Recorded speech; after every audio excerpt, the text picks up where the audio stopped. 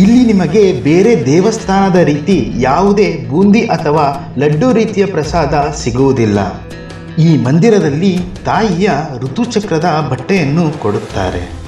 ಇಲ್ಲಿ ತಾಯಿ ವರ್ಷಕ್ಕೆ 1 ಬಾರಿ ಋತುಚಕ್ರದಲ್ಲಿ ಇರುತ್ತಾರೆ.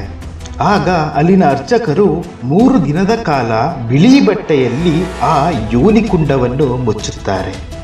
3 ದಿನದ ಬಳಿಕ ಆ ದ್ವಾರವನ್ನು ತೆಗೆದಾಗ ಆ ಬಿಳಿ ಬಟ್ಟೆಯು ಕೆಂಪು ಬಣ್ಣಕ್ಕೆ ತಿರುಗಿರುತ್ತೆ. ಈ ಬಟ್ಟೆಯನ್ನೇ ಭಕ್ತರಿಗೆ ಪ್ರಸಾದದ ರೂಪದಲ್ಲಿ ಕೊಡುತ್ತಾರೆ. ತಾಯಿಯ ಋತುಚಕ್ರುವಿನ ಬಟ್ಟೆ ಬಹಳ ಪವಿತ್ರವೆಂದು ನಂಬುತ್ತಾರೆ.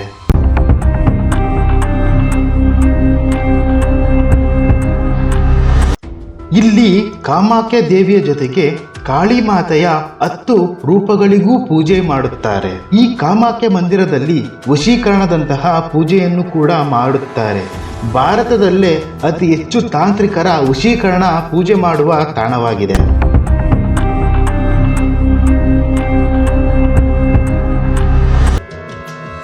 ಕಾಮಾಖ್ಯ ಮಂದಿರವು 3 ಭಾಗಗಳಾಗಿ ನಿರ್ಮಿಸಿದ್ದಾರೆ. ಮೊದಲನೇ ಭಾಗ ಬಹಳ ದೊಡ್ಡದ್ದು.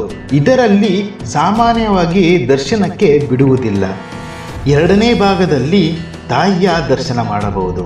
ಅಲ್ಲಿ ಕಲ್ಲಿನ ರೂಪದಲ್ಲಿ ಕುಂಡವನ್ನು ನೋಡಬಹುದು. ಅದರಲ್ಲಿ ಯಾವಾಗಲೂ ನೀರು ಹರಿಯುತ್ತಿರುತ್ತೆ. ಇಲ್ಲಿ ಹೇಳುತ್ತಾರೆ, ತಾಯಿಗೆ 3 ದಿನದ ಕಾಲ ಋತುಚಕ್ರವಿರುತ್ತೆ. ಈ 3 ದಿನ ದೇವಾಲಯದ ಬಾಗಿಲನ್ನು ಮುಚ್ಚಲಾಗುತ್ತೆ. 3 ದಿನದ ನಂತರ ಬಹಳ ವಿಜೃಂಭಣೆಯಿಂದ ಬಾಗಿಲನ್ನು ತೆಗೆಯುತ್ತಾರೆ.